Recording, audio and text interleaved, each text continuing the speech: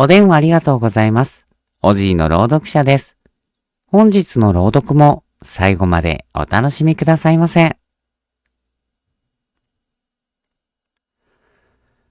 梶子。私の趣味は釣りです。海、山、川。どこでも場所を問わず幅広く楽しむのが私流ですが、特に船で沖へ出ての釣りは醍醐味が味わえるためお気に入りです。これはそんな私が随分前に体験した話です。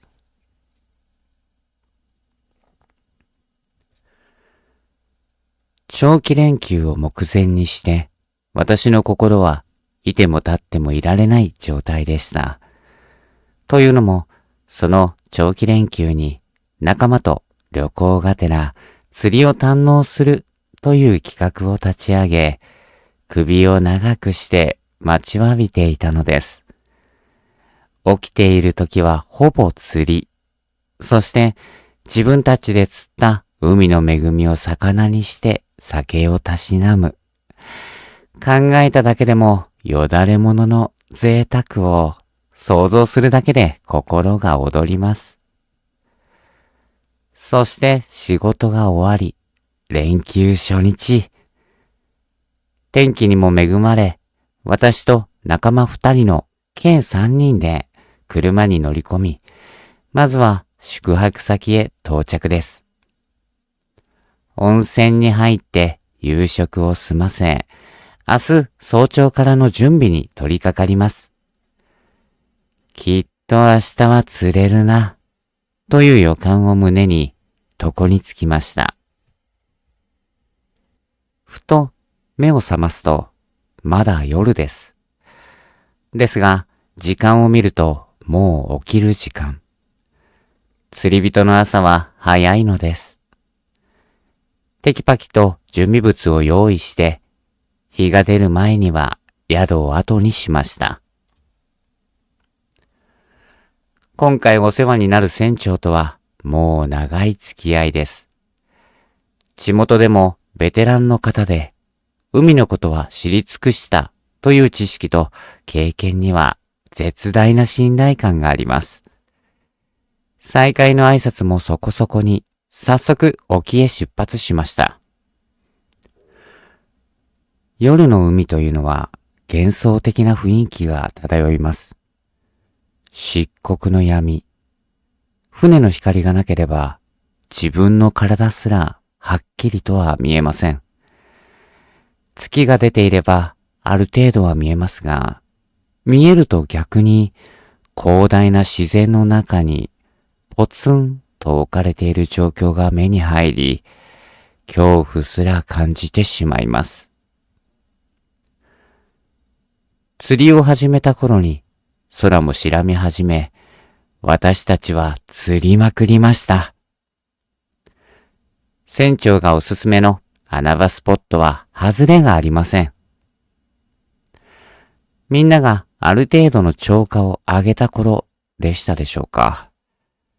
私はある音に気づきました。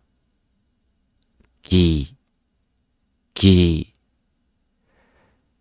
何かがきしむような音が波の音の合間に確かに聞こえます。船の音かなとも思いましたが、それなら今までも聞こえていたはず。突然聞こえ始めた音に仲間たちもなんだろうねと首をかしげます。すると船長が突然、お客さんたち、すまんが潮が変わったみたいで、今日は終わりだね。すまないね。と言って、船を陸へ移動させ始めました。違和感がありましたが、船長の言葉は絶対です。まあ、明日もあるしな。というわけで、私たちは観光を楽しむことにしました。私は陸に戻ってからも、あの音が気になって考えていました。魚の食いは絶好調だったのに、なぜ船長は変える選択をしたのか。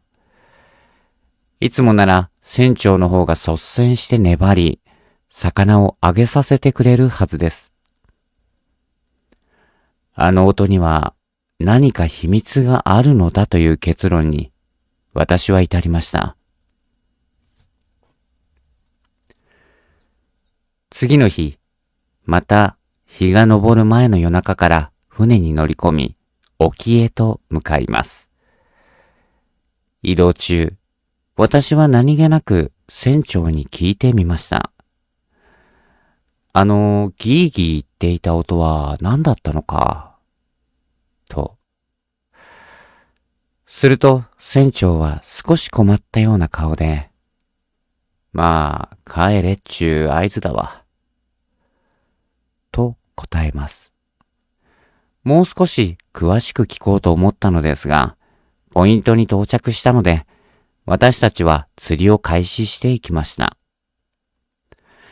波はとても静かで、いわゆる凪の状態です。海だけでなく、私たちの竿も静かで、当たりの来ない時間が流れました。ギー、ギー。静寂の中、またあの音が聞こえ始めました。どこから聞こえるのだろうか、と耳を澄ましていると、遠くに何かが見えるのに気がつきます。それは小さな木造船のようで、誰かが船上に立ち、舵を動かしていました。少しずつではありますが、どうやら私たちへ向かって進んでいるようです。船長、舵漕ぎの船が。私が伝えると、船長は、本当かと大声を出し、漕いでる人はいくつ見えると尋ねてきます。私は一人、仲間は二人、もう一人は何も見えないと言います。答えを聞くや否や、船長は船を動かし、私たちは転びそうになってよろめきました。荒っぽくてすまんが、急いで戻るぞ。船長のただならぬ雰囲気に、私たちにも緊張が走ります。一体何なのだろうかと思っていると、船のエンジン音に混じって、またギーギーと音が聞こえました。まさかと思って船の後ろを見ると、木造船がだんだんと近づいてくるのです。手漕ぎの船が動力船に追いつくなんてありえません。一体あの船は何なのかとじっと見つめていると、私は見てしまったのです。船を漕いでいたのはミイラでした。骨と皮だけになって、とても生きているとは思えない人が、それでも動いて、船を漕ぎ、向かってくるのです。船長、近づいてくる。恐怖から思わず声を上げますが、船長は反応すらせず、操縦に夢中です。ありゃあ一体何なんだ？見える仲間と呆然としていると、陸が見え始め、追ってくる船は次第に離れて見えなくなりました。陸に上がると船長は、今日は宿ではなく神社に泊まらなければならない。と言って私たちを案内します。神社に着くと船長は神主と思われる人に、お客さんたち、梶子を見ちまったんだ。と伝え、それでは預かると言って、有無を言わせず泊まることになりました。神社は私たちにとてもよくしてくださり、船長もサービスだと言って魚を振る舞ってくれました。私たちが宿泊していた宿の方も応援に来てくれ、思わぬ体験ができたなんて、のんきなことすら考えてしまいます。カジコって何なのですか？食事も終えて一段落したところで、私たちは事の真相を聞きました。昔、戦前よりもずっと前の頃、海が目の前に広がるこの地域では、漁が主な仕事であり、家族総出で海へ出て生活を支えるのが日常だったそうです。当時は学校なんてものも普及していませんから、年派もいかぬ子供も貴重な労働力であったと言います。ところが、漁獲量の増加と人手不足が相まって、どこからか労働力を調達しなければやっていけないようになっていきました。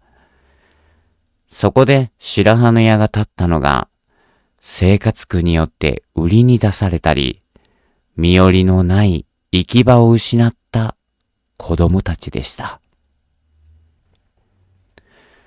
今では信じられないことではありますが、子供が貴重な労働力として人身売買や奴隷、強制労働の犠牲となっていた時代が日本にもあったのだそうです。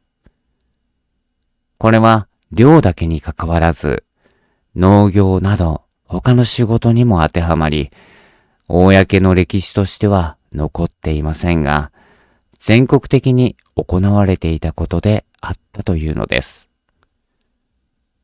もともとはかじ子といって、その家の子供が家事をこく役目を担っていたため、労働力としてやってきた子供もかじ子として働きました。ところが、その扱いは次第に非人道的な方向へと向かっていき、単なる労働力としか見なされない子供たちは、朝から晩まで働きっぱなし。逃げ出したり反抗しようものなら、凄惨な仕打ちを受けて、亡くなる場合も多くあったと伝わっているそうです。果たしてどのくらいの子供がかじ子となり犠牲になったのか、正式な記録はなく、真実は闇の中です。そんな時代が続いて、いつからか私たちのように海でかじ子の亡霊を見たという話が出始めたと言います。船に乗っているかじ子の数は見た人によって違うそうで、多く見えるほど近いうちに死ぬ確率が高まる。おおむね4人以上だと1週間もしないうちに何らかの理由で死亡する。見えるかじ子の人数はその人の社会的な地位に密接な関係があると分かっている。例えば、多くの部下がいる社長のような人や有名人、村長、また財を多く持っているような人も、かじ子を見ると死ぬと言います。前に数えきれないほどのかじ子を見たという社長は、数日後に崖から転落して亡くなったのだとか。近年は非人道的な労働もほとんどなくなり、幽霊も時間が経って成仏していっているのか、かじ子を見たという人自体が珍しいと言っていました。幸か不幸か、私たちはうだつの上がらない平社員だったもので、かじ子を見ても影響はないそうですが、一応大事をとっての対処として神社に泊まることとなったのです。その夜、トイレに行きたくなって、私は目を覚ましました。歩くとギーギーなる廊下に、思わず賢子のギーギー音が重なって、背筋が寒く感じられます。とっとと済ませて布団へ潜り込みたい。焦る気持ちで用を済ませていると、音が聞こえました。ギー、ギー。近いような、遠いような距離感で、確かにあの音が耳に入ってきます。まさか、賢が来た？私は身動きせず、息を潜めて神経を集中させ、様子を伺います。音はいつまで経っても止まず、不気味に一定のリズムを刻み続け、私はどうすべきか必死に考え続けます。トイレで一晩中こうしてじっとするのか、いや、思い切ってトイレから脱出し、神主さんたちへ助けを求めるべきなのでは？まさか、賢が手違いで大した人間ではない私をあの世へ連れて行ったりしないよな。冷や汗をにじませながら私が出した結論は、トイレから出て助けを求めるでした。息を潜め、なるべく音を立てないよう慎重に移動し、恐る恐る扉を開けて様子を確認します。廊下の右を見て、左を向いたその時、それはそこにいました。子供くらいの身長の青っちょろいミイラが廊下に突っ立っていたのです。目と口にはぽっかりとやたら大きい黒い穴がアンバランスに開いていて、目の前に存在しているのは確かなのですが、信じられない現実にまるで作り物のような印象を受けます。私は恐怖で大声を出そうと試みましたが、声どころか身動き一つできません。立ったまま金縛りになっていたのです。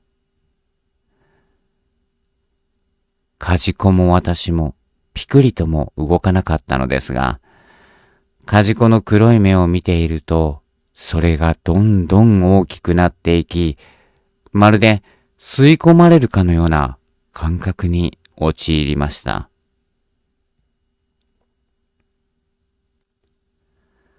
気がつくと、私は布団へ横になっていました。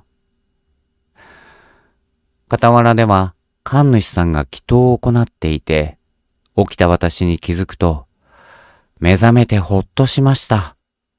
と胸をなで下ろしていました。その後、私たちにこれといった異変はなく、無事に旅行から帰ってきました。旅行中の釣りは断念せざるを得なくなってしまいましたが、あんな出来事があったのでは仕方のないことです。最近になってブラック企業という概念が認知されましたが、古くから使うものと使われるものの間にある問題は変わらないのでしょう。梶子ほどの悲惨さではないにしろ、同じような苦しみが今の世の中にもあるということに胸が締め付けられる思いがします。この件以降も私は海釣りを続けていますが、当時の船長も亡くなって、今では梶子の存在すらほぼ消えかけています。ですが、梶子が受けた苦しみだけは、せめてこの先も教訓として伝わって活かせるような社会になってほしいなと願うばかりです。